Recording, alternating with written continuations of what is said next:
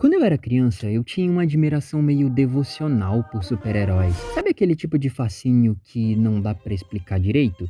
Era uma mistura de encantamento com os poderes mirabolantes e aquela vontade quase que messiânica de salvar o mundo. Naquela época, eu não sabia dizer o que me pegava mais, o super ou o herói. Eu só sentia que havia algo grande ali, algo que de alguma forma eu queria carregar comigo também.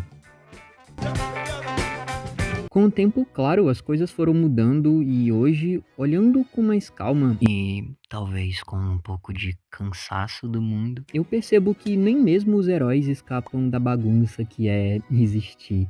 Eles também têm dilemas, contradições e falhas, e é exatamente isso que os torna interessantes, porque é o que os aproxima da gente. A verdade é que para criar personagens que realmente prendam o espectador, você precisa fazer com que eles soem familiar. No fundo, somos todos isso, um amontoado de dilemas éticos e crises existenciais com uma conta para pagar no fim do mês. Mas e se existisse uma certa lógica por trás do caos? Será que tomamos decisões pensando no bem coletivo ou seguimos princípios fixos certos de que o que é justo independe das circunstâncias? E será que ser ético é necessariamente ser bom? Porque ética de verdade não é zona de conforto. Ela é um lugar onde se encontra com o que não gostaria de ser.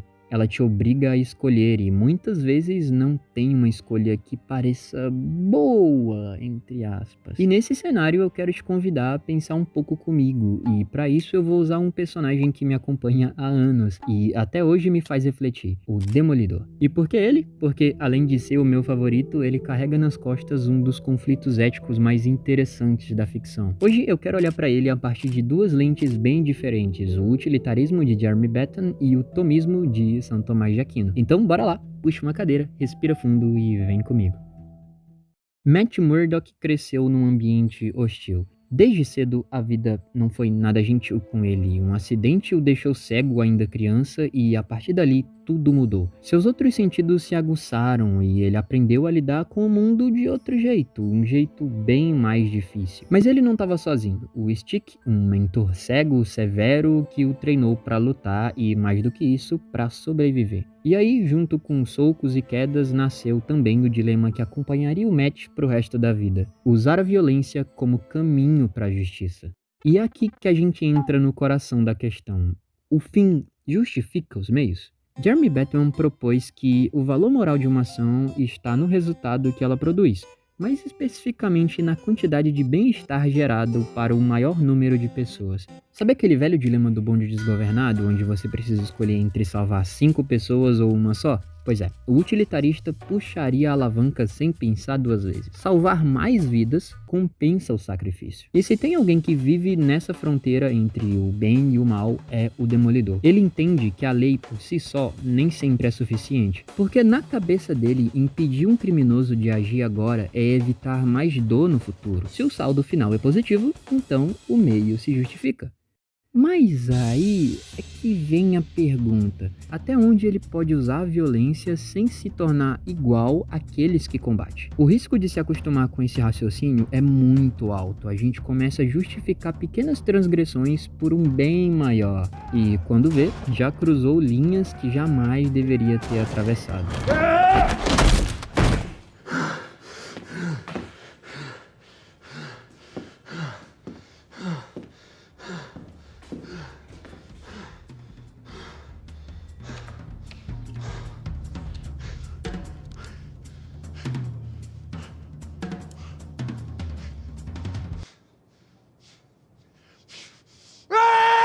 E é aqui que o Demolidor se complica, porque ele não é frio, ele não é indiferente, ele sente o peso do que faz. E esse peso, às vezes, é insuportável. E é aqui que entra outra perspectiva, a do tomismo de Santo Tomás de Aquino. Para Tomás, o que torna uma ação moralmente válida não é o seu resultado, mas a sua essência. A ação precisa ser, por si só, justa, e não só gerar um bom efeito. Não basta fazer o bem, tem que fazer o bem do jeito certo. E o Matt é católico, isso não é um detalhe qualquer, a fé dele pesa, ela não é decorativa, ela molda sua forma de ver o mundo. Ele pode até entender que bater num bandido resolve o problema ali, na hora, mas isso não significa que ele dorme em paz com isso, pelo contrário, ele luta não só com os bandidos, mas com ele mesmo. O Demolidor não é apenas um vigilante, ele é, antes de tudo, um homem que carrega a tensão entre a justiça e a misericórdia, e isso é profundamente cristão. Enquanto o mundo nos ensina que a justiça é pagar na mesma moeda, a fé cristã mostra outro caminho, um caminho mais difícil, o da redenção. A figura de Matt Murdock é marcada pelo sofrimento, pela culpa e por uma luta interna que vai muito além do combate físico. Ele é um homem dividido entre a lei dos homens e a lei de Deus, e muitas vezes essas duas não caminham juntas. Mas o que faz dele um símbolo tão poderoso é justamente a recusa em ceder completamente à lógica da violência. No fundo, Mate sabe que vencer o mal usando as armas do mal é uma derrota espiritual, e aí entra o pensamento de Santo Tomás de Aquino. Para São Tomás, a moralidade de um ato não se define apenas pelo resultado, mas pela intenção, pelo meio e pela ordenação do bem verdadeiro. A justiça, portanto, não pode nascer da vingança, nem da ira, ela precisa nascer da caridade. Mate entende que justiça sem amor vira punição, e punição sem esperança vira apenas dor. É por isso que ele hesita, é por isso que ele reza, porque ele sabe que diante do mal, a resposta mais cristã não é revidar, mas resistir.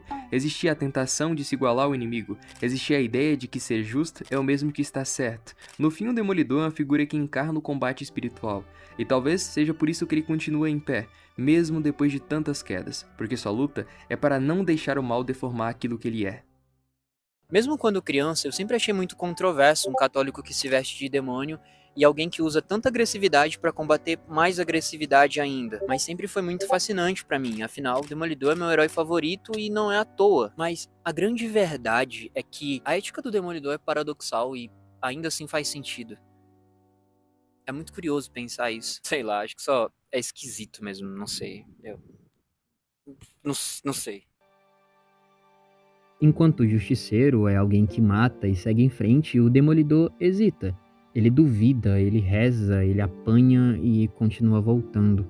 Porque no fundo, ser justo pra ele não é vencer o mal, é não deixar o mal vencê-lo. E isso pra mim é o que torna ele um dos personagens mais fascinantes que eu já vi. No pensamento tomista, as leis humanas devem refletir uma ordem maior, uma espécie de lógica moral que transcende o imediatismo. A justiça, segundo essa visão, precisa ser buscada com justiça. E aí que entra o paradoxo. Fazer o bem a qualquer custo ainda é fazer o bem? Ou será que ao pular certas etapas a gente perde exatamente aquilo que queria preservar? A ética é isso, ela exige da gente mais do que boas intenções, ela cobra consciência e coragem. No fundo, o Demolidor não é um herói por causa dos socos e do uniforme. Ele é um herói porque carrega nas costas o peso das escolhas difíceis. E ele carrega mesmo quando ninguém vê, mesmo quando ninguém entende, mesmo quando ninguém aplaude.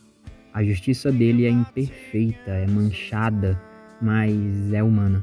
E talvez seja disso que a gente mais precise hoje, menos modelos inatingíveis e mais gente tentando, sabe? Honestamente, fazer o certo, mesmo sem garantia de final feliz. O utilitarismo mostra que, às vezes, é preciso decidir com base no que gera mais bem.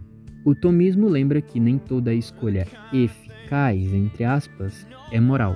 E o Demolidor vive entre esses dois extremos, como tantos de nós. Porque ser ético, no fim das contas, não é ser santo, é só saber o que tá em jogo e, mesmo assim, escolher. Se você quiser se aprofundar nisso, tem alguns livros que eu recomendo de coração.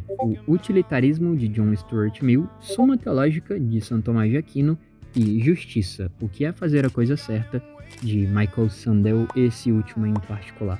Se quiser só levar essa reflexão com você e deixar ela decatar um pouquinho, já tá valendo muito. No mais, é isso. Muito obrigado por ficar até aqui comigo. Um cheiro e até a próxima.